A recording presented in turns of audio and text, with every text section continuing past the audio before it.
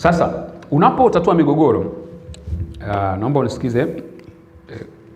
Unapotatua migogoro kuna staili za kutatua migogoro, na nikizisema nataka na wewe ujue staili yako iko wapi, lakini watu unaofanya nao kazi pia staili zao ziko wapi, au watu wako wa karibu staili zao ziko wapi. Sasa unapotatua migogoro, mara nyingi kuna vitu viwili watu wanavizingatia vinavyoamua atatue mgogoro kwa namna gani. Moja, kuna watu ambao wanajali sana mahusiano. Yaani akiwa kwenye mgogoro, cha kwanza kwenye akili yake anasema chochote kinachotokea, lakini sitaki kuharibu mahusiano na huyu mtu. Kuna watu wa namna hiyo. Alafu kuna wengine wanajali sana matokeo, kwamba whatever the case, chochote kitokee, lakini mimi ninachotaka kazi ifanye nini? Ifanyike, au vitu vitokee. Sasa hawa ni watu wawili tofauti kabisa. Sasa kutokana na uzito umewekwa wapi, unapata namna 5 za kutatua migogoro ambazo viongozi wanazitumia kwenye taasisi zao. Na kama nilivyosema, hizi hazimaanishi tu kwenye taasisi, zinatumika nyumbani, wapi utaweza kuzitumia. Aina ya kwanza ni watu ambao tunawaita wanafanya kitu kinaitwa competing. Competing tunaona pale juu kushoto pale. Competing ni watu ambao wanaamini kwamba kwenye mgogoro wote wao wamejiamrisha na wamejiamulia kwamba lazima washinde kwenye ule mgogoro. Kwa hiyo tunasema I win you lose. Hawa ni watu ambao hawajali mahusiano. Yeye anachojali ni kupata anachokitaka. Huyu mtu yuko tayari akusingizie, yuko tayari adanganye, yuko tayari afanye hila fulani zote ili tu yeye ashinde. Kwa nini? Yeye anachojali ni matokeo. Hajali mahusiano na watu. Na watu wa namna hii wako tayari kugombana na mtu yote at any time ili mradi tu anachokitaka kiweze kupatikana. Kwa akiwa kwenye mgogoro, maana yake ni mtu ambaye sio rahisi kukaa naye mezani. Ni mtu ambaye anataka cha kwake kifanyike. Lakini aina ya pili ni wale ambao tunawaita avoiding, pale chini short.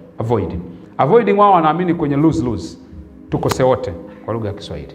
Kwa hiyo ni watu ambao wanakwepa. Ni wale watu ambao umegombana nao, unasema lakini sasa si tukae chini tuzungumze, nasema bana tuache tu. Hataki kuzungumza. Ukitaka kuzungumza naye anakwepa. Simu anazima, message ajibu, ukimuita hataki kuongea, mwingine ananuna tu na wewe, au tunasema wanatumia nini? Avoiding style. Kwa hiyo hawa maana yake utakuta ni watu ambao mgogoro unaweza ukakaa muda mrefu sana hujatatuliwa. Unaweza kukata miaka 2, 3. Wako watu kwenye mgogoro lakini labda wanaishi pamoja au wanafanya kazi pamoja. Lakini hakuna anayetaka kuzungumza na mwenzake. Na mgogoro unazidi ku take shape na unazidi kuwa mbaya zaidi. Lakini ya tatu tunawaita watu ambao wanaita accommodating. Huku chini kulia kwako kabisa. Accommodating ni watu ambao wako tayari wao kupoteza ili wao ushinde. Ni watu ambao wanasema kama ndio hivyo basi nikuachie. Wako tayari kuumia ili wewe upate unachokitaka. Mara nyingi ni watu ambao wanapenda amani sana, hawataki matatizo na mtu, ni watu ambao wanataka kumaliza vitu kwa haraka sana. Hawataki hata kujitetea. Hata ukimwambia tusikie upande wako, akasema bana kama amesema hivyo basi tuamue tu hivyo ilivyokuwa. Au tunaita ni nini? Accommodating. And then kuna wale ambao tunawaita collaborating maana yake wanaamua kufanya kazi pamoja, jadiliana kwamba hivyo unataka nini na mimi nataka nini. Nikupe unachotaka na mimi nipe ninachokitaka. Hiyo ndio tunaita collaborating. Na ya mwisho tunaita compromising, ambayo inafanana kidogo na ile collaborating pale. Lakini hawa collaborating. Hawa manake wanafanya kazi pamoja kutafuta ushindi wa pamoja. Kwamba wewe unataka nini na mimi nataka nini. Alafu mimi nikupe cha kwako na wewe unipe cha kwangu. Then tumalize mgogoro wetu vizuri. Alafu wale wa katikati compromising, hawa sasa wanaenda hatua ya ziada zaidi. Hawa hawataki tu wewe ushinde na mimi nishinde, hapana. Wanataka ushinde na mimi nishinde, lakini mahusiano yetu yaendelee pia. Kwa sababu unaweza wote tukapata tunachokitaka, lakini ndio kwa mwisho wa mahusiano, si ndio? Sasa hao wanasema hapana. Tukae chini tukubaliane. Kama ile jambo utatuibia mahusiano, maana yake litufai. Mpaka tupate solution ambayo mahusiano yetu hayataharibika. Sasa ukiangalia zote hizi zina madhara yake na zina faida zake. Kwa mfano, mtu anayefanya competing, maana yake atamaliza mgogoro kwa haraka sana, kwa sababu huyo hawezi kulala na tatizo. Mkigombana nakwambia tuyamalize leo. Huko kali yako unakufuata, tuje kuongea tumalize. Hawezi kulala na kitu. Anataka muongee mumalize. Kwenye kikao amuondoki mpaka mmemaliza kuzungumza. Hasara yake ni kwamba hajali hisia za wengine. Yeye anaweza kumuumiza mtu yote, akaongea neno lolote na yeye asione kama kuna tatizo. Hiyo ni tatizo lake.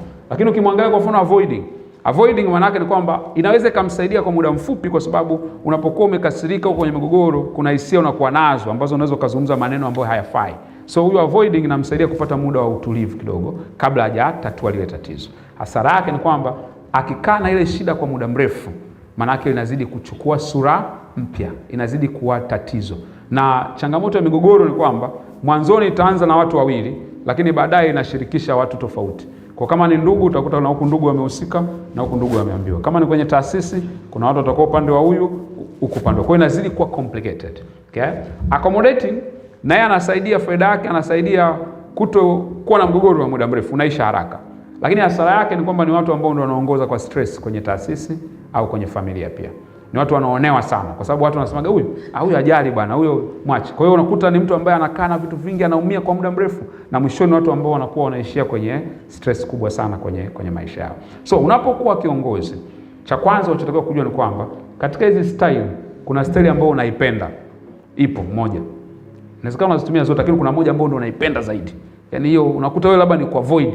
Yaani ukiwa na mgogoro utaki, ofisini siku ndio unachelewa au siku mbili au unasema ngoja kwanza haya mambo yapite afu ndo nirudi. Okay?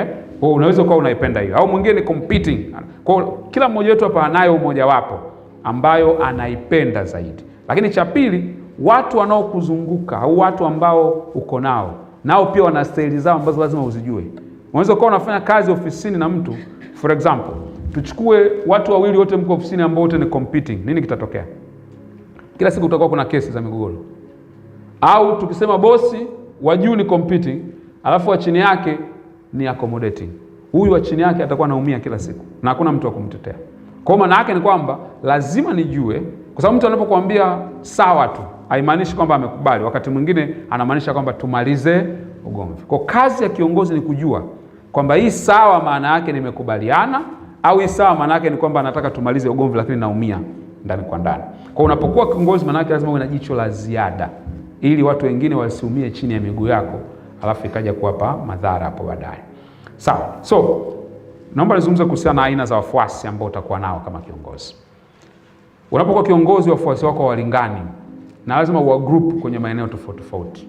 Kwa hiyo lazima ujue huyu mfuasi wangu yuko level fulani, huyu mfuasi wangu kwenye kiwango fulani, ili kusaidie sasa namna unavyoweza kuhusiana nao. Aina ya kwanza ya wafuasi